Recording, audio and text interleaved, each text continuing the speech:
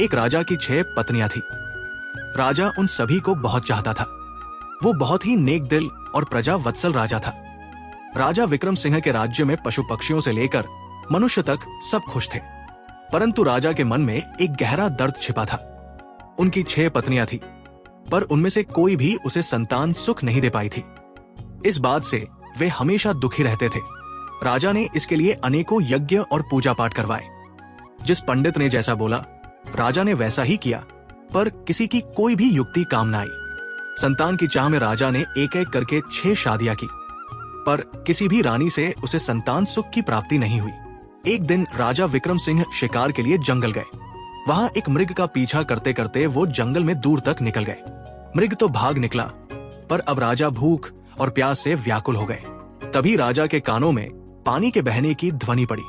ध्वनि सुनते ही राजा की जान में जान आई। सोचा, जरूर आसपास ही कोई पानी का झरना है। भूख न सही, कम से कम प्यास तो मिटेगी। राजा ने ध्वनि की दिशा में तेजी से अपना घोड़ा दौड़ा दिया। जल्द ही राजा की आंखों के सामने एक बड़ा झरना था। पर जब राजा झरने के पास गया, तभी उसके कानों में एक स्त्री की आवाज पड़ी। अंधे हो क्या? दिखाई नहीं देता? एक लड़की स्नान कर रही है। भूख प्यास से व्याकुल राजा ने उस तरफ तो ध्यान ही नहीं दिया था। लड़की की आवाज सुन राजा चौंक गया। उसने तुरंत अपना मुंह फेर लिया और बोला, क्षमा करें देवी, मैं इस जंगल में बहुत देर से भूखा प्यासा भटक रहा हूं, जिससे विचलित होने के कारण मैं आपको देख नहीं पाया। इतना कह राजा मुंह फेरे ही वहां से कुछ दूर चलकर खड़ा हो गया। कुछ ही पलों में वो लड़की स्नान से निवृत्त होकर राजा के पास आई। उसने सूखे वस्त्र धारण किए थे और हाथ में कुछ फल लिए हुए थे। वो राजा के पास आकर बोली, महाशय, अब आप पानी पी सकते हैं। राजा ने झरने से पानी पिया और लड़की के दिए फल खाए। पानी और फल से उनकी भूख प्यास शांत हुई। राजा ने लड़की की ओर देखा और पूछा, है सुंदरी, तुम कौन हो और इस जंगल बियाबान में अकेली क्या कर रही हो? लड़की ने जवाब दिया, मेरा नाम कामिनी है। मैं पास के गांव में रहती हूँ। रोज यहाँ स्नान करने आती हूँ और जंगल से लकड़ियां इकट्ठा करती हूँ। ये झरना जंगल के बीच में है, इसलिए यहाँ कोई नहीं आता। राजा विक्रम सिंह कामिनी की सादगी और सुंदरता पर मोहित होकर बोले, कामिनी, तुम्हारी मदद के लिए शुक्रिया। आज तुमने मेरी जान बचाई है, वरना मारे भूख प्यास के मेरे तो प्राण निकलने वाले थे। कामिनी बोली, महाशय, अब आप भी अपना परिचय दीजिए। राजा ने गंभीर होकर कहा, आज नहीं सुंदरी, फिर कभी मैं जरूर तुम्हें अपना परिचय दूंगा। इतना कह राजा ने अपने घोड़े पर सवार होकर वापस अपने राज्य की ओर प्रस्थान किया। परंतु राजा के मन में अब भी रह रहकर कामिनी के विचार आ रहे थे। उसकी सुंदरता, उसकी सादगी, उसकी मधुर आवाज, सब कुछ राजा के मन में गहराई तक उतर गया था। महल में लौटने के बाद भी राजा के मन में वही सब चल रहा था। राजा को समझ नहीं आ रहा था कि 6 रानियों के होते हुए भी वो उस अनजान युवती के प्रति इतना आकर्षित क्यों है। कुछ सोचकर राजा अपने भरोसेमंद मंत्री हरिनाथ के पास जाता है और उसे सारी व्यथा कह सुनाता है। राजा की सारी बात सुन मंत्री बोला, महाराज, यदि ऐसा है तो आप उस लड़की से विवाह कर लीजिए। हो सकता है उससे ही हमें अपने राज्य का वारिस मिल जाए। राजा को अपने मंत्री की बात उचित लगी। अगले दिन वो अपने मंत्री को भी साथ लेकर जंगल में उसी स्थान पर जाता है जहां उसकी मुलाकात कामिनी से हुई थी। राजा झरने के पास गया और उसे आवाज दी, पर कोई नहीं आया। जब बहुत बार आवाज देने के बाद भी कामिनी नहीं दिखाई दी, तो राजा का मंत्री उसके पास आया और बोला, राजन, हो सकता है वो आज आई ही न हो। आपने बताया था वो पास के ही गांव में रहती है, हमें वहीं चलकर देखना चाहिए। राजा और उसका मंत्री दोनों अपने घोड़ों पर सवार हो पास के गांव में जाते हैं। कामिनी का नाम पूछते पूछते दोनों उसके घर पहुंच जाते हैं। 2 शाही व्यक्तियों को शाही घोड़ों पर देख गांव वाले भी कौतूहलवश आसपास जमा हो जाते हैं। राजा घोड़े से उतरकर झोपड़ी के बाहर जाता है और कामिनी को आवाज देता है। राजा की आवाज सुन जब कामिनी रोती सूरत ले झोपड़ी से बाहर आती है तो उसकी आंखों में आंसू थे। जब राजा ने कारण पूछा तो एक गांव वाले ने बताया, महाशय, इस दुनिया में सिर्फ इनकी माँ ही थी। आज उनका भी स्वर्गवास हो गया। अब बेचारी रोएगी नहीं तो और क्या करेगी। इतना कह गांव वालों ने राजा से उनका परिचय मांगा। आप बताइए, आप लोग कौन हैं? गांव वालों के पूछने पर मंत्री ने राजा का परिचय दिया तो पूरे गांव में खलबली मच गई। सभी ने मिलकर राजा का स्वागत किया। गांव के मुखिया से राजा ने कहा, अगर आप लोगों को कोई आपत्ति न हो तो मैं कामिनी से विवाह करना चाहता हूं। राजा की बात सुन मुखिया खुश होता हुआ बोला, महाराज, हमारी बेटी राजरानी बनेगी, हमारे तो भाग्य खुल जाएंगे। गांव वालों ने जल्दी जल्दी सारी तैयारी करके राजा और कामिनी का विवाह करवा दिया। राजा ने अपनी 7वीं पत्नी अर्थात कामिनी का नया नाम रखा लक्ष्मी। विवाह के पश्चात गांव वालों ने खुशी खुशी लक्ष्मी को राजा के साथ विदा कर दिया। राजा अपने मंत्री और 7वीं पत्नी लक्ष्मी को लेकर राजमहल आ जाता है। जब राजा की पहले की 6 पत्नियों को इसकी खबर लगी तो वे जल भुनकर राख हो गई। ऊपरी मन से उन्होंने नई रानी लक्ष्मी का स्वागत किया। समय बीतने लगा। अब राजा का अधिकांश समय नई रानी के साथ ही बीतने लगा।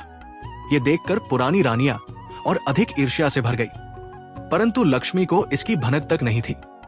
वो भोले भाले स्वभाव और एकदम साफ दिल की औरत थी। वो बाकी रानियों को अपनी बड़ी बहन की तरह सम्मान देती थी। समय बीता। एक दिन रानी लक्ष्मी ने राजा को शुभ समाचार दिया कि वो पिता बनने वाले हैं।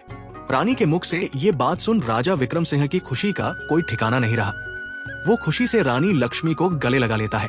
राजा तुरंत कुल गुरु को बुलाकर उन्हें आदेश देता है कि अब से नित्य प्रति रानी लक्ष्मी को धार्मिक और प्रेरक कथाएं सुनाई जाए। नई रानी के गर्भवती होने का समाचार जल्दी ही पूरे राज्य में फैल गया। चारों तरफ बधाइयों की धूम मची हुई थी। नई रानी के गर्भवती होने का समाचार जब उसकी सौतनों को मिला तो उनके तन बदन में आग लग गई। वे अंदर तक जल भुन गई। सभी रानियों ने आपस में विचार किया कि नई रानी तो पहले ही राजा की बहुत प्रिय है, वो अपना अधिकतर समय उसी के साथ बिताते हैं। बच्चा होने के बाद तो उसका और अधिक ध्यान रखा जाएगा। राजा उस कुल्टा को ही अपनी पटरानी बना लेंगे। हम सभी का तो वर्चस्व ही खत्म हो जाएगा। नई रानी हमारे साथ दासियों जैसा व्यवहार करेंगी। नहीं नहीं, हम ऐसा कदापि नहीं होने देंगे। वे सभी सलाह मशवरा करके नई रानी को क्षति पहुंचाने की अलग अलग युक्तियां सोचने लगी, परंतु बड़ी रानियों का कोई भी प्रयास सफल नहीं हो पा रहा था, क्योंकि नई रानी लक्ष्मी उन्हें कभी अकेले नहीं मिलती। कभी राजा के आदेश अनुसार कुल गुरु उन्हें कथा सुनाते मिलते, तो कभी उनकी दासियां उनके साथ होती। कभी प्रजा के लोग उन्हें घेरे रहते, तो कभी खुद राजा ही उनके साथ होते। ऐसे में रानियों को कभी अपने मकसद को अंजाम देने का मौका ही नहीं मिला। इसी तरह समय बीत रहा था। रानी लक्ष्मी का गर्भावस्था का समय लगभग पूरा होने को आया था, पर फिर एक दिन राज्य की सीमा पर विद्रोहियों ने आक्रमण कर दिया। शत्रुओं से निपटने के लिए राजा विक्रम सिंह को अपनी सेना सहित राजमहल छोड़कर राज्य की सीमा पर जाना पड़ा। बड़ी रानियों को तो जैसे सुनहरा अवसर मिल गया था। वे छोटी रानी को ऐसी दवाइयां देने लग गई जिससे रानी लक्ष्मी के गर्भ को क्षति पहुंचे और उसे ऐसे ऐसे कार्य करवाती जो गर्भावस्था के लिए उचित नहीं थे। बड़ी रानियां छोटी रानी के भोलेपन का खूब फायदा उठाती और उन्हें उल्टी सीधी चीजें सिखाती। जब कुलगुरु छोटी रानी को कथा सुनाने आते तो वो उसे अच्छी अच्छी बातें समझाते और आवश्यक सावधानियां बताकर चले जाते। रानी लक्ष्मी बिल्कुल भी समझ नहीं पा रही थी कि कुलगुरु और बड़ी रानियों की बातें इतनी भिन्न क्यों हैं। आखिर सही कौन है? रानी लक्ष्मी ने सोचा, बड़ी रानियां तो महिलाएं हैं, कुलगुरु तो फिर भी पुरुष है। महिलाओं की समस्याएं भला पुरुष कहाँ समझ पाएंगे? इसलिए जो बड़ी रानियां कहती है वही उचित है। साफ हृदय की रानी लक्ष्मी कभी सपने में भी नहीं सोच सकती थी कि बड़ी रानियां उसके साथ कुछ गलत कर सकती है। इसलिए वो आंखें बंद करके जो और जैसा बड़ी रानियां उसे करने के लिए कहती वो बिल्कुल वैसा ही करती। एक दिन रानी लक्ष्मी को प्रसव पीड़ा होनी शुरू हो गई। उसने बड़ी रानी से कहा, दीदी, मुझे बहुत दर्द हो रहा है, कुछ समाधान कीजिए कि प्रसव कैसे होगा। ये सुन बड़ी रानी सिर से पैर तक जलकर राख हो गई। उसने विचार किया, इसका अभी से इतना ध्यान रखा जाता है, बच्चा होने के बाद तो पता नहीं इसे और कितना आदर सम्मान मिलेगा। छोटी रानी को मदद मांगते देख उसके मन में तरह तरह के षड्यंत्र चल रहे थे। फिर कुछ सोचकर उसने छोटी रानी को दिलासा देते हुए कहा, तुम बिल्कुल भी चिंता मत करो, मैं दाई माँ को अभी बुलाकर लाती हूँ। तब तक सामने की दीवार को पकड़कर खड़ी हो जाओ, इससे तुम्हें आराम मिलेगा और प्रसव भी ठीक से हो जाएगा। बेचारी छोटी रानी को प्रसव के बारे में कुछ भी नहीं पता था। जैसा उसे बड़ी रानी ने बताया वो वैसे ही खड़ी हो गई। गर्भवती रानी दीवार के सहारे खड़ी प्रसव पीड़ा से कराह रही थी। जब उसकी पीड़ा असहनीय हो गई तो वो वही दीवार को पकड़कर बैठ गई और जोर जोर से चिल्लाने लगी। लेकिन उस बेचारी को देखने या सुनने वाला वहां कोई भी नहीं था। दूसरी तरफ क्रूर निर्दय बड़ी रानी और दूसरी रानियों ने अपनी विश्वास पात्र दाई को बहुत सारे धन का लालच देते हुए कहा, तुम जाओ और छोटी रानी के कमरे के बाहर जाकर खड़ी हो जाओ और ध्यान रखना वहां कोई और ना आने पाए। दाई धन के लालच में रानी लक्ष्मी के कमरे के बाहर खड़ी हो गई। उसे छोटी रानी की चीखें बिल्कुल साफ सुनाई दे रही थी, पर धन के लालच और बड़ी रानियों के डर से वो बस दूर खड़ी रानी को देखती रही। दर्द के मारे असहाय छोटी रानी का एक एक पल सदियों के बराबर बीत रहा था। कुछ ही देर में उस ऊपर वाले की कृपा से उसने एक एक करके 7 बच्चों को जन्म दिया, जिनमें 6 लड़का और 1 लड़की था। अत्यधिक पीड़ा के कारण रानी लक्ष्मी बच्चों को जन्म देते ही बेहोश हो गई। दूर से सारा माजरा देख रही चंडाल दाई ने तुरंत बड़ी रानी सहित अन्य रानियों को बुलाया और नवजात बच्चों को उन्हें दिखाया। वे सब ये देखकर हैरान थी कि छोटी रानी ने एक साथ 7 बच्चों को जन्म दिया है और सभी बच्चे बिल्कुल स्वस्थ और तंदुरुस्त हैं। मारे जलन और ईर्ष्या के उन सबकी आंखें विस्मय से फैल गई। वे सब अपनी किस्मत को धिक्कार रही थी कि कहां हम में से किसी को भी एक बच्चा तक नहीं है, और इस गांव की गवार को एक साथ 7 बच्चे हो गए और वो भी बिल्कुल स्वस्थ। पर कोई बात नहीं, जो हमें नहीं मिल सका वो हम इस गवार को भी हासिल नहीं होने देंगे। क्रोध और ईर्ष्या में अंधी हो चुकी बड़ी रानी ने दाई को आदेश दिया, तुम तुरंत जाओ और कुछ ईंट पत्थर के टुकड़ों को लाकर बेसुध छोटी रानी के पास रख दो। रानी का आदेश मिलते ही दाई तुरंत कुछ ईंट और पत्थर के टुकड़े ले आई और उन्हें छोटी रानी के पास रख दिया। फिर बड़ी रानी ने बेरहमी से दाई को आदेश दिया, अब इन नवजात बच्चों को जंगल में ले जाओ और इन्हें मारकर जमीन में दफन कर देना। इसके बदले हम तुम्हें इतना धन देंगे कि तुम्हारी 7 पुश्तें बैठकर खाएंगी। धन के लालच में अंधी दुराचारी दाई खुश होते हुए उन बच्चों को लेकर वहां से चली गई। उसके जाने के बाद रानियों ने वहां से सभी निशान साफ करके ईंट पत्थरों को छोटी रानी के पास रख दिया और सभी अपने कमरे में चली गई। थोड़ी देर में दाई जंगल से लौटकर रानियों के पास आ गई। तब बड़ी रानी ने पूछा, क्या तुमने बच्चों को दफन कर दिया था? दाई ने कहा, रानी साहिबा। इसके बाद बड़ी रानियों ने उसे खूब सारा धन दिया। जब सब कुछ बड़ी रानी की योजना अनुसार हो गया, तब वो अन्य रानियों के साथ बेसुध पड़ी छोटी रानी के पास जाकर ठंडे पानी के छींटे मारकर उसे होश में लाती है। होश में आते ही छोटी रानी ने पूछा, मेरा बच्चा कहाँ है? मेरा बच्चा कहाँ है? मुझे क्या संतान हुई, लड़का या लड़की? पास पड़े ईंट और पत्थरों की ओर इशारा करते हुए बड़ी रानी बोली, ये देखो, तुमने इन ईंट और पत्थरों को जन्म दिया है। ये सुनते ही छोटी रानी एकदम से आश्चर्य के साथ सन्न रह गई और बोली, ऐसा कैसे हो सकता है कि मैंने ईंट और पत्थरों को जन्म दिया है? नहीं, ये नहीं हो सकता। मैं ये मान ही नहीं सकती कि मुझे बच्चे की जगह ये ईंट और पत्थर हुए हैं। एक औरत के गर्भ से क्या कभी किसी पत्थर को जन्म लेते देखा है? बच्चा तो अवश्य हुआ होगा। इतना कह रानी लक्ष्मी रोते हुए बड़ी रानी से बोली, दीदी, कह दो कि ये झूठ है, कह दो कि ये एक मजाक है, कह दो कि आप सब ने मुझसे झूठ कहा है। मेरे बच्चे कहाँ हैं? मुझे अब जल्दी से उनसे मिलवा दो। अब मुझसे ये सब बर्दाश्त नहीं हो रहा। छोटी रानी की बात सुन बड़ी रानी गुस्से में बोली, क्या बक रही हो तुम? हम क्यों तुम्हारे साथ मजाक करेंगे? ये पत्थर ही है जिसे तुमने जन्म दिया है।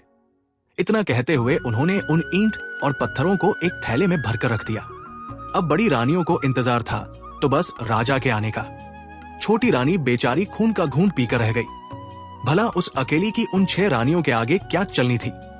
दुष्ट रानियों ने पूरे महल में ये बात फैला दी कि छोटी रानी ने बच्चों के बदले ईंट और पत्थरों को जन्म दिया है। कुछ समय बाद राजा विक्रम सिंह भी युद्ध जीतकर अपने राज्य में पधारे, पर जब वो अपने राज्य में लौटे तो प्रजा को देख हैरान थे।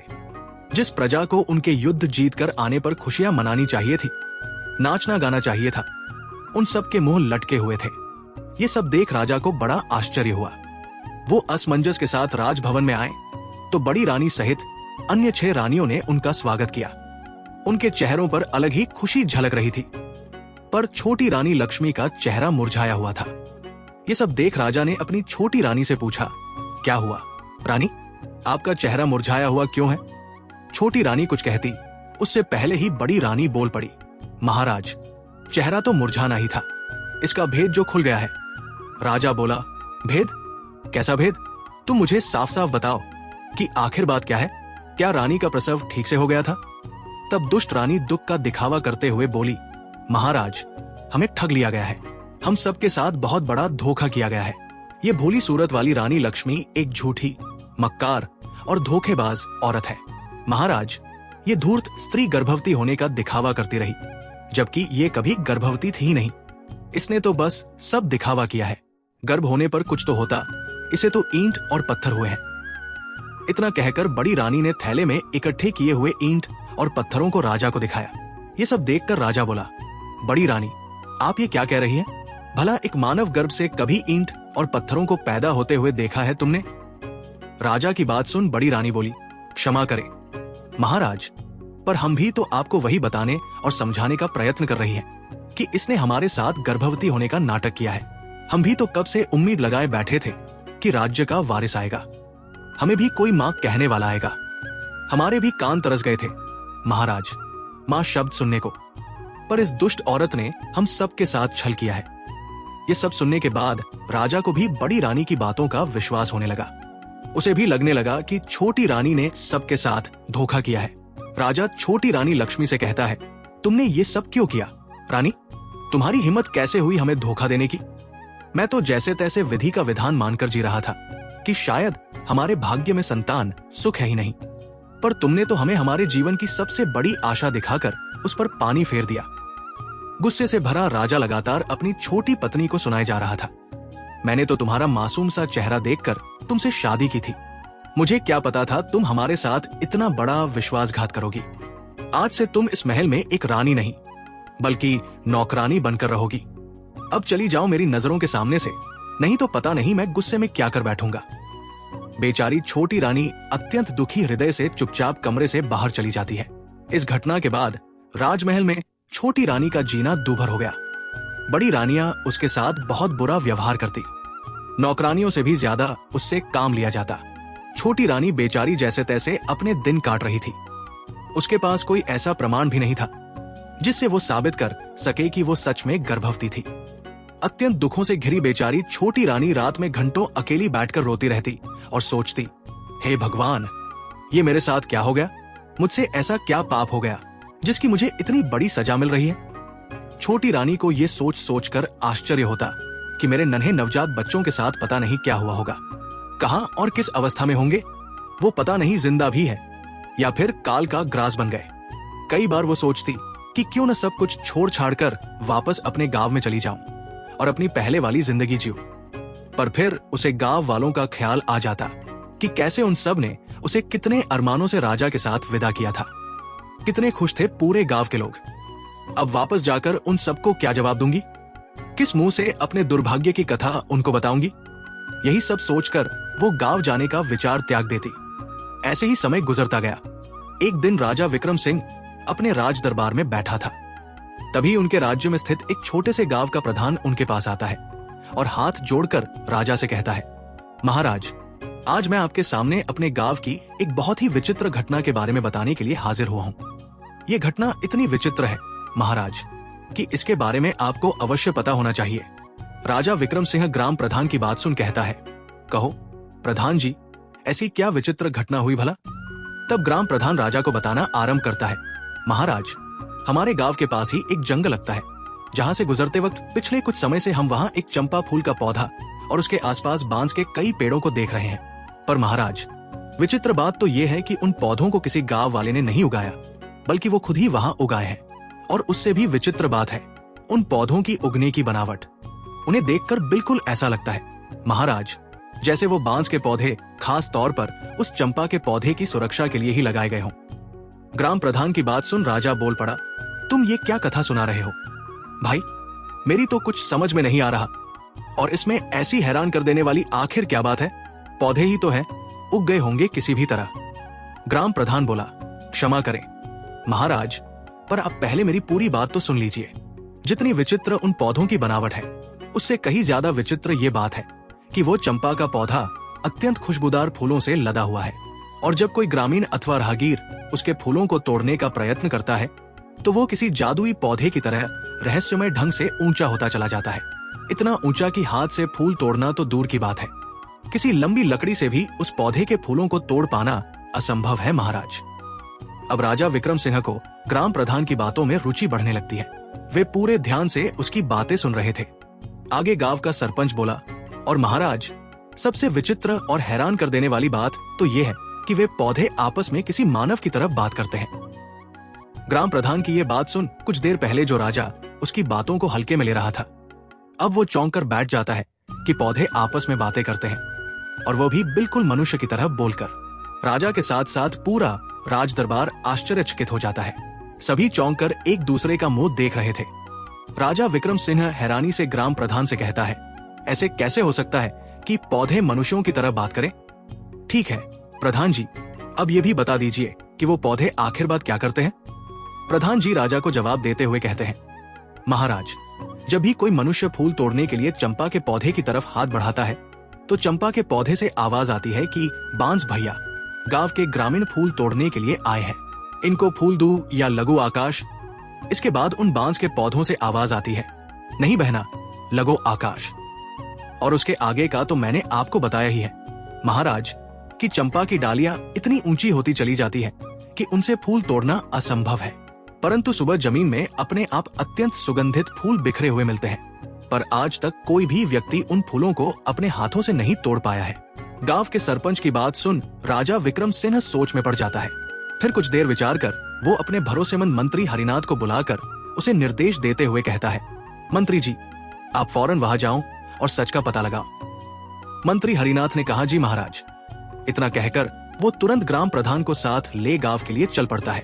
कुछ ही देर में मंत्री और ग्राम प्रधान उन बोलने वाले रहस्यमयी चंपा और बांस के पेड़ों के पास पहुंच जाते हैं। सरपंच के साथ राजा के खास मंत्री को देख गांव वाले भी उत्सुकतावश आसपास इकट्ठे हो जाते हैं। मंत्री जब घोड़े से उतरकर उस चंपा के पौधे के पास जाकर देखता है तो उसे बिल्कुल उसी अवस्था में पाता है जिस प्रकार गांव प्रधान जी ने दरबार में राजा को बताया था। बांस के पेड़ों के बिल्कुल बीच में खड़ा चंपा का पौधा अपनी अलग ही छटा बिखेर रहा था। उसके फूलों से उठती भीनी भीनी खुशबू से कुछ देर के लिए तो मंत्री जी भी मदमस्त हो जाते हैं। ख्वाब टूटते ही उन्हें राजा का आदेश याद आता है तो वे उस चंपा के पौधे के पास जाकर जैसे ही उसके फूल को तोड़ने के लिए अपना हाथ आगे बढ़ाते हैं, तभी चंपा के पौधे से मानव आवाज आती है, जिसे सुनकर मंत्री ठिठक कर रुक जाता है। चंपा का पौधा बोला, हे बांस भैया, हमारे मंत्री जी मेरे फूल तोड़ने आए हैं, इनको फूल दूं या लगो आकाश? तभी बांस के पौधों में से एक साथ आवाज आई, ना बहन चंपा, लग जा आकाश। ये तो वही मंत्री है जिनके ऊपर हमारी माँ की जिम्मेदारी थी, पर ये उसमें पूरी तरह विफल रहे, इसलिए ये आपके फूलों के कतई हकदार नहीं है बहना। बिल्कुल स्पष्ट और साफ आवाज में पौधों की वार्तालाप सुन मंत्री एकदम सन्न रह जाता है। उसके आश्चर्य का कोई ठिकाना नहीं था। हक्के बक्के खड़े मंत्री के देखते देखते चंपा का पौधा आकाश में जा लगा। ये देख एकदम सुन्न खड़े मंत्री के पूरे शरीर में सिरहन दौड़ गई। गांव वाले भी खड़े खड़े ये पूरा तमाशा देख रहे थे। तभी बांस के पौधों से आवाज आती है, जाइए मंत्री जी और अपने राज कार्यों को देखिए, आप किसी इंसान की जिम्मेदारी लेने के योग्य नहीं हैं। मंत्री भौचक का खड़ा बांस के पौधों को देखता हुआ सब सुन रहा था। आगे बांस का पौधा कहता है, मंत्री जी, महाराज तो युद्ध में चले गए थे, उनके बाद हमारी माँ की देखरेख का दायित्व आपका ही था, और कुछ नहीं तो कम से कम हमारी माँ के प्रसव के दौरान तो वहां हाजिर रहकर ये देखते कि उन्हें किसी बात की कोई परेशानी तो नहीं, पर आपने तो उनकी कोई खैर खबर तक नहीं ली। बांस के पेड़ों की आवाज सुन हैरान खड़ा मंत्री विचार करता है कि ये पौधे बोल कैसे रहे हैं और इतना सब कैसे जानते हैं। वो सोचता है, बात तो बिल्कुल सही कह रहे हैं, मैंने रानी लक्ष्मी की कोई सुध नहीं ली। ये सोचकर मंत्री आत्मग्लानि से भर उठता है। सोचा, ये तो उससे बड़ी भूल हो गई। राजा की गैरहाजिरी में उसे रानी लक्ष्मी को गर्भावस्था में संभालना चाहिए था। मंत्री जी सोचते हैं, इसका मतलब क्या रानी लक्ष्मी के साथ कोई बड़ा षड्यंत्र हुआ था या कुछ और बहुत बुरा जो वो नहीं जानते। ये विचार आते ही उसने जब ये सब उन पौधों से जानना चाहा तो उनमें से कोई आवाज नहीं आई। जब बहुत प्रयास करने पर भी पौधों ने कोई जवाब नहीं दिया तो हैरानी के साथ साथ आत्मग्लानि से भरे मंत्री जी बोझिल हृदय के साथ वापस राजमहल की तरफ चल पड़ते हैं। वहां पहुंचकर वो सारा किस्सा राजा विक्रम सिंह को कह सुनाते हैं और बोले, महाराज क्षमा करें, पर मुझे लगता है राजमहल में कुछ षड्यंत्र तो जरूर हुआ है। महाराज, आपकी गैरहाजिरी में मैं रानी की अच्छी तरह देखभाल नहीं कर पाया। आज उन पौधों की बात सुनकर ऐसा लग रहा है महाराज जैसे राजमहल में रानी लक्ष्मी के साथ कुछ बहुत बुरा हुआ है। मैंने उन पौधों से जानने की बहुत कोशिश की, लेकिन उन्होंने मुझे कुछ नहीं बताया। इसलिए मेरा आपसे अनुरोध है कि आपको खुद वहां जाकर उन पौधों से बात करनी चाहिए। हो सकता है वो आपको सारी बात बता दे। भरोसेमंद मंत्री हरिनाथ की पूरी बात सुन राजा विक्रम सिंह कहते हैं, ठीक है मंत्री जी, हम वहां अवश्य जाएंगे और साथ में अपनी 6 रानियों को भी लेकर जाएंगे। राजा की बात सुन मंत्री जी बोले, महाराज, मेरी आपसे एक गुजारिश है। मैं छोटी रानी लक्ष्मी को भी अपने साथ वहां लेकर जाना चाहता हूं। राजा बोले, ठीक है मंत्री जी, आप ऐसा कर सकते हैं, पर वो दुष्ट मेरी आंखों के सामने न आने पाए, इस बात का ध्यान रखना। मंत्री बोला, जी महाराज। अगले दिन राजा विक्रम सिंह अपनी रानियों के साथ चंपा का रहस्य जानने के लिए निकल पड़े। सबसे आगे रथ में राजा और उसकी पटरानी चल रहे थे। उससे पीछे वाले रथ में राजा की 5 रानियां और पीछे भी अन्य कई प्रमुख सभा सदस्य साथ जा रहे थे। राजा से आज्ञा ले चुके मंत्री ने रानी लक्ष्मी को अपने परिवार सहित बड़े आदर से पालकी में बिठा दिया था। राजा का काफिला कुछ समय में गांव के बाहर पहुंच गया।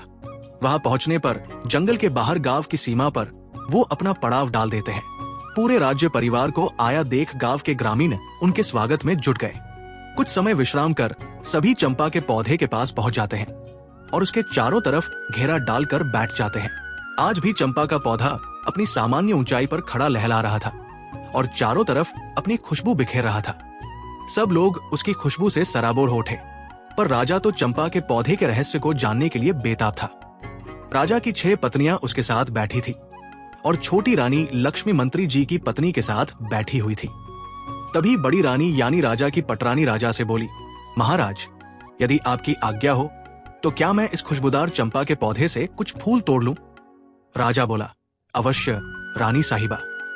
तभी राजा की दूसरी पत्नी भी बोल उठी, महाराज, इन फूलों की उठती भीनी भीनी खुशबू को महसूस कर मुझसे बिल्कुल भी नहीं रुका जा रहा। क्या मैं भी फूल ले लूं? दूसरी रानी के साथ साथ तीसरी, फिर चौथी। सभी रानियों ने ऐसा कहा तो राजा बोला, अवश्य, तुम सब वो फूल ले लेना। राजा ने सबसे पहले 6वें नंबर यानी छोटी रानी को फूल चुनने का निर्देश दिया और पटरानी सहित अन्य रानियों से बोले, ये तुम सब में सबसे छोटी है, इसलिए सबसे पहले उसे ही फूल चुनने का अवसर मिलना चाहिए। राजा की बात से पटरानी सहित अन्य रानियां सहमत हो गई। तो 6वें नंबर की रानी फूल तोड़ने के लिए चंपा के पौधे के पास जाती है। राजा सहित वहां मौजूद सभी की उत्सुकता पूरे चरम पर थी। सभी ये देखने के लिए आतुर थे कि अब क्या होगा। रानी ने पेड़ के पास जाकर जैसे ही फूल तोड़ने के लिए अपना हाथ आगे बढ़ाया, तभी चंपा के पौधे से आवाज आई, रुकिए रानी जी, आप मेरी आज्ञा के बिना मेरे फूल नहीं तोड़ सकती। पौधे की आवाज सुन रानी ठिठक कर वही रुक जाती है। चंपा के पौधे से आई आवाज इतनी स्पष्ट और तेज थी कि राजा सहित वहां मौजूद सभी लोगों ने उसे सुना। अब तक तो राजा ने सिर्फ अन्य लोगों के मुख से ही बोलने वाले चंपा के पौधे के बारे में सुना था, पर अब जब उसने अपने कानों से सुना तो वो भी हैरान रह गया। उसके आश्चर्य की कोई सीमा नहीं थी। तभी चंपा के पौधे से आवाज आई, बांस भैया, हमारी सौतेली छोटी माँ हमारे फूल तोड़ने आई है। मैं टूटू या लगू आकाश? बांस के पौधे में से आवाज आई, बहन चंपा, लग जा आकाश, ये तो तुम्हें छूने योग्य भी नहीं है। क्या तुम्हें याद नहीं कि इन्होंने हमारी माँ के साथ कैसा अत्याचार किया है? इसलिए बहन, इनके बारे में मत सोच और लग जा आकाश। बांस के इतना कहते ही चंपा की डालियां फिर से ऊपर उठी और आकाश को छूने लगी। रानी पौधे की बात सुन हैरान थी कि ये पौधा क्या बोल रहा है, कहीं हमारी पोल न खुल जाए। उसकी सिट्टी पिट्टी गुम हो गई। रानी ने सोचा, कहा तो फूल तोड़ने आई थी, फूल मिलना तो भाड़ में गया, यहाँ तो हमारा किया कराया उजागर हो रहा है। निराश हो चुपचाप वो एक चोर की तरह वापस आकर अपने स्थान पर बैठ गई। दुखी हृदय के साथ खुद में ही खोई रानी लक्ष्मी के कानों में जब सौतेली माँ नामक शब्द पड़े तो उसके भी कान खड़े हो गए। चंपा और बांस की सारी बातें सुन उनका हृदय विचलित होने लगा। राजा सहित अन्य लोग भी सारी वार्तालाप सुन हैरान थे, पर किसी की समझ में अब तक कुछ नहीं आ रहा था। 6वें नंबर की रानी के आने के बाद 5वीं, चौथी, तीसरी और फिर दूसरी रानी भी हार मानकर अपने स्थान पर बैठ गई। जब किसी को चंपा का फूल नहीं मिला तो राजा की पटरानी अथवा बड़ी रानी चंपा के पौधे के पास गई। चंपा का पौधा अब भी आकाश में लगा हुआ था। पटरानी बोली, सुनो चंपा के पौधे, मैं इस राज्य की महारानी और महाराजा की पटरानी हूँ। इस राज्य में जो कुछ भी है उसके ऊपर हमारा अधिकार है, इसलिए चंपा अपनी डाली को नीचे झुका और मुझे फूल तोड़ लेने दे। इस बार चंपा की डालियों से आवाज आई, भैया बांस, हमारी सौतेली माँ हमें फूल देने के लिए चेतावनी के साथ धमका रही है और हमें अपना आदेश मानने के लिए कह रही है। तुम क्या कहते हो, हमें इनका आदेश मानना चाहिए या नहीं? बांस बोला, ना बहना, तुम्हें आदेश देने का इनके पास कोई अधिकार नहीं है। ये पटरानी होंगी राजा की और अपने राज्य की। हम इनके राज्य की प्रजा नहीं है और ना ही हम कोई वस्तु है जो इनके उपयोग में आना आवश्यक हो। क्या तुम्हें याद नहीं है बहना, इन्हीं के आदेश से तो सारा काम हुआ है। इन्होंने ही तो हमारी माँ को सबसे ज्यादा दुख दिया है और इन्होंने ही हमें वन में भेजकर हमारी मृत्यु का रास्ता तैयार किया था। ये तो महारानी बनने के लायक भी नहीं है, इसलिए बहना तुम्हें इनके पापी हाथों का स्पर्श भी नहीं होने देना चाहिए। सभी के सामने ये बातें सुनकर बड़ी रानी का सिर लज्जा से झुक गया। शर्म और अपने कुकर्म का भेद खुल जाने के डर से बड़ी रानी भी ठगी सी चुपचाप अपनी जगह आकर बैठ गई। सारा माजरा देख राजा विक्रम सिंह अब की बार खुद जाने के लिए खड़े होते हैं। चंपा के पौधे की डालियां अब पहले की तरह वापस अपनी सामान्य ऊंचाई पर आ गई। अब की बार राजा विक्रम सिंह खुद उठे और फूल तोड़ने के लिए पौधे के पास गए। जब राजा ने फूल तोड़ने के लिए अपने हाथ आगे बढ़ाए, तभी चंपा के पौधे से आवाज आई, नाना महाराज, आप ये भूल कभी मत कीजिएगा। आपको फूल तोड़ने से रोकने के लिए मैं अपने भैया से भी अनुमति नहीं लूंगी, और यदि भैया अनुमति दे भी देंगे तो भी मैं आपके हाथों में नहीं आऊंगी। इसलिए आप अपने हाथ पीछे ही रखिए और फूल तोड़ने का विचार त्याग दीजिए। चंपा के पौधे की बात सुन राजा विक्रम सिंह हैरान रह गया। सोचा, आखिर ऐसा क्या हुआ कि उनको रोकने के लिए चंपा अपने भाइयों से भी अनुमति नहीं ले रही। राजा बोला, हे चंपा के पौधे, मैं इस देश का राजा हूं। मैंने कभी भी किसी के साथ अन्याय नहीं किया। मैं अपनी प्रजा को अपनी संतान की तरह मानता हूं। मेरे राज्य में मनुष्य ही नहीं, पशु पक्षी भी खुश और स्वतंत्र है। मैंने आज तक किसी को जरा सी भी तकलीफ नहीं दी। फिर मुझसे ऐसी क्या भूल हो गई कि मुझे अपने फूल लेने से रोकने के लिए आपको अपने भाइयों से भी पूछने की जरूरत नहीं पड़ी।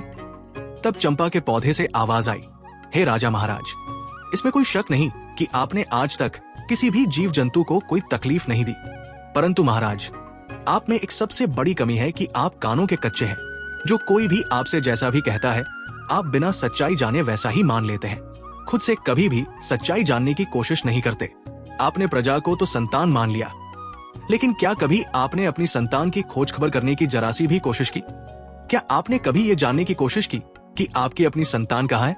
अरे छोड़िए राजा महाराज, आप तो अपनी गर्भवती पत्नी की भी सुरक्षा तक नहीं कर पाए। बिना सच्चाई का पता किए आपने एक सच्ची नारी को धोखेबाज कहकर नौकरानी बना दिया। तो जाइए महाराज, जाकर अपने राज्य को संभालिए। आप मेरे फूलों के बिल्कुल भी योग्य नहीं हो। चंपा के पौधे की बात सुन बेचारा राजा निरुत्तर हो गया और चुपचाप मुंह लटकाए वापस अपनी जगह पर आकर बैठ गया। उनके मन में हजारों सवाल एक साथ उठ रहे थे। उन्हें कुछ समझ नहीं आ रहा था, क्या सच है क्या झूठ। राजा अपने विचारों की उधेड़बुन में खोया हुआ था। तभी मंत्री हरिनाथ उनके पास आता है और कहता है, महाराज, आप यदि आदेश दें तो हम छोटी रानी लक्ष्मी को भी फूल तोड़ने के लिए एक बार पौधे के पास भेजकर देखें। राजा कुछ कहते उससे पहले ही पटरानी बोल उठी, मंत्री जी, जो फूल महाराज के हाथों भी नहीं टूटे, वो इस धोखेबाज के हाथों कैसे टूटेंगे? मंत्री जी ने प्रश्नवाचक दृष्टि से राजा की ओर देखा। चंपा के पौधे से अब तक की हुई इतनी बातों से राजा के मन में भी शंका पैदा होने लगी थी। उन्होंने अपनी शंका दूर करने का निर्णय लेते हुए मंत्री जी को अनुमति दे दी। मंत्री रानी लक्ष्मी के पास जाकर उन्हें फूल तोड़ने के लिए कहते हैं। मंत्री की बात सुन रानी लक्ष्मी अन्य मन से उठी और चंपा के पौधे की तरफ देखती हुई बोली, मंत्री जी, पौधे की डालियां काफी ऊंचाई पर है, मेरे हाथ वहां नहीं पहुंचेंगे। मंत्री बोला, रानी जी, आप एक बार वहां पर जाकर कोशिश करके देखिए तो सही। मंत्री जी के समझाने पर रानी लक्ष्मी हिम्मत करके चंपा के पौधे के पास गई। पौधे के पास जाकर जब रानी ने अपने हाथ बढ़ाकर चंपा के पौधे के तने को छुआ और उसे प्यार से सहलाया, तो पौधे के स्पर्श से रानी को असीम आनंद मिला, जैसे वो अपनी औलाद को सहला रही हो। तभी चंपा के पौधे से रुंधी हुई आवाज आई। बांस ने कहा, बहन चंपा, तुम रो रही हो? चंपा ने कहा, हाँ भैया, रुका ही नहीं गया, क्योंकि आज हमारी माँ मेरे फूल लेने आई है। उनके प्यार भरे प्रथम स्पर्श से मैं आनंदित हो गई, इसलिए मेरा हृदय भावुक हो गया। माँ शब्द सुनते ही रानी लक्ष्मी भी भावुक हो उठी। तभी चंपा के पौधे से आवाज आई, बांस भैया, आप मुझे आदेश दें कि अब मैं क्या करूं? मेरी तो इच्छा हो रही है कि मैं अपनी माँ के चरणों में अपने सारे फूल समर्पित कर दूं। इस पर सभी बांस के पौधों से एक साथ आवाज आई, हाँ बहन चंपा, तुम बिल्कुल सही हो। तुम्हारा दिल जो कह रहा है वही करो। माँ के चरणों में तो स्वर्ग है। इस आवाज के साथ ही चंपा के पौधे की सारी डालियां झुककर रानी लक्ष्मी के चरणों को छूकर उनके चारों ओर फैल गई और रानी के ऊपर पुष्प वर्षा होने लगी। ये देखकर वहां मौजूद सभी लोग बहुत हैरान थे। वो बिना पलक झपकाए इस असीम पल का आनंद ले रहे थे। राजा विक्रम सिंह का भी मुंह खुला का खुला रह गया। बड़ी रानियों ने जब ये नजारा देखा तो वो पैरों से लेकर सिर तक जल भुन गई। उनके दुख की कोई सीमा नहीं थी। इधर रानी लक्ष्मी तो जैसे सब भूलकर असीम आनंद के सागर में गोते लगा रही थी। उनके सिर से पांव तक चंपा के पुष्प भरे हुए थे। रानी लक्ष्मी एक सांस आंसू बहाते हुए चंपा की डालियों को अपने हाथों से पकड़े सहला रही थी। ये नजारा देख गांव के सभी लोग हैरान थे। राजा विक्रम सिंह से जब ये सब देखकर रुका नहीं गया तो वे चंपा के पौधे के नजदीक आए और बोले, हे जादुई पौधे, तुम ये बताओ कि तुम कौन हो? तुम देव हो या किसी अन्य लोक के प्राणी हो? तुमने किसी को भी अपने फूलों को छूने भी नहीं दिया, परंतु अब छोटी रानी की बाहों में बंद कर उनके ऊपर पुष्प वर्षा कर रही हो। इसके पीछे क्या कारण है? हे पौधों, अब ये राज मेरी बर्दाश्त के बाहर हो रहा है। मैं हाथ जोड़कर विनती करता हूँ कि अब और न तड़पाओ और इसका भेद खोलो। तब चंपा के पौधे से आवाज आई, हे राजन, मैं और ये 6 बांस के पेड़ आपकी और छोटी रानी लक्ष्मी की ही संतान है। हम 7 भाई बहनों का जन्म एक साथ ही हुआ था। हमारे जन्म के समय हमारी माँ बहुत अधिक पीड़ा में थी। तब हमारी माँ ने आपकी पटरानी और इस राज्य की महारानी से अपनी सहायता करने के लिए निवेदन किया। तब पटरानी ने साजिश करते हुए हमारी माँ को दीवार के सहारे खड़ी हो जाने के लिए कहा, ताकि जब हमारा जन्म हो तब हम ऊंचाई से गिरकर मृत्यु को प्राप्त हो जाए। पर महाराज, ईश्वर की कृपा से हम 7 का जन्म उसी अवस्था में बिल्कुल ठीक ठाक हो गया।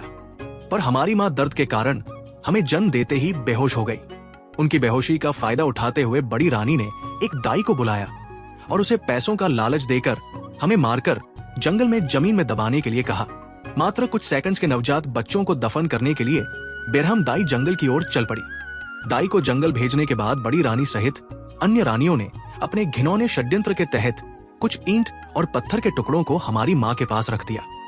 दूसरी तरफ जब दाई हमें जंगल में लेकर आई और दफन करने के लिए जमीन खोदने लगी, तभी आकाश मार्ग से महाराज इंद्रदेव की कुछ अप्सराएं वन भ्रमण के लिए आ रही थी।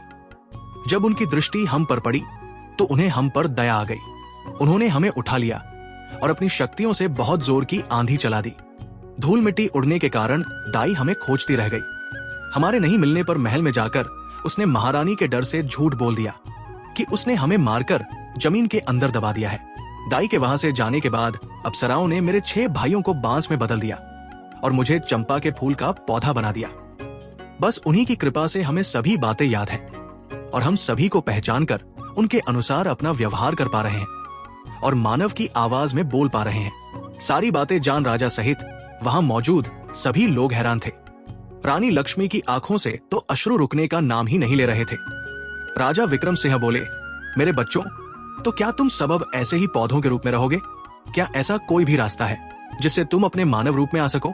तब चंपा बोली, महाराज, जब हमारी माँ हम सबकी एक एक पत्तियों को तोड़कर इंद्रदेव को याद कर उनसे प्रार्थना करेंगी, तब हम सब अपने असली रूप में आ जाएंगे। चंपा के पौधे की बात सुनते ही रानी लक्ष्मी ने तुरंत बांस और चंपा की एक एक पत्तियां ली और हाथ जोड़कर पूरी श्रद्धा के साथ बोली, हे इंद्रदेव, मैं पूरी जिंदगी आपकी सेवा करूंगी, आपकी पूजा करूंगी, फिर भी आपके उपकार का मैं प्रतिकार नहीं कर पाऊंगी। आपने इतने दिन मेरे बच्चों को संभाल कर रखा, अब कृपया इन्हें मेरे आंचल में डाल दो महाराज। रानी लक्ष्मी का इतना कहना था कि पल भर में ही बांस और चंपा के पौधे विलीन हो गए और वहां पर लगभग 5 वर्ष के 6 बालक और एक बालिका प्रकट हो गए। रानी लक्ष्मी और राजा विक्रम सिंह ने तुरंत आगे बढ़कर बहते नेत्रों से सभी बच्चों को अपनी बाहों में भर लिया। राजा विक्रम सिंह अपनी छोटी पत्नी रानी लक्ष्मी से हाथ जोड़कर माफी मांगता है। वहां उपस्थित सभी राजदरबार व गांव के लोग स्तब्ध खड़े ये पूरा दृश्य देख रहे थे। सबकी आंखें नम थी सिवाय बड़ी रानियों के। ये सब देखकर उनके पैरों के नीचे से तो जैसे धरती खत्म हो गई थी। राजा विक्रम सिंह अपने सिपाहियों को आदेश देता है, पकड़ लो इन दुष्ट औरतों को और फांसी पर लटका दो। ये दुराचार तो मानवता के नाम पर कलंक है। राजा की ये बात सुन रानी लक्ष्मी कहती है, महाराज, आज मेरे लिए मेरी जिंदगी का सबसे बड़ा दिन है। आज इतने बड़े खुशी के मौके पर मैं किसी के लिए इतना काला दिन नहीं लाना चाहती। मेरा आपसे अनुरोध है, आप इन सबको क्षमा कर दीजिए। राजा बोला, रानी, आपका हृदय बहुत विशाल है, पर इनके गुनाह को देखते हुए इन्हें क्षमादान तो नहीं दिया जा सकता, किंतु आपके अनुरोध पर मैं इन दुराचारियों को आजीवन कारावास की सजा देता हूँ। दुष्ट रानियों को सजा मिल जाती है। राजा विक्रम सिंह अपनी पत्नी रानी लक्ष्मी और अपने बच्चों के साथ सुखमय और शांतिपूर्ण जीवन व्यतीत करते हैं। कहानी को पूरा सुनने के लिए आपका धन्यवाद। कहानी कैसी लगी ये सब कमेंट करके जरूर बताएं। आपके कमेंट्स पढ़कर बहुत अच्छा लगता है। और ये भी बताएं कि नेक्स्ट स्टोरी किसकी देखना चाहेंगे।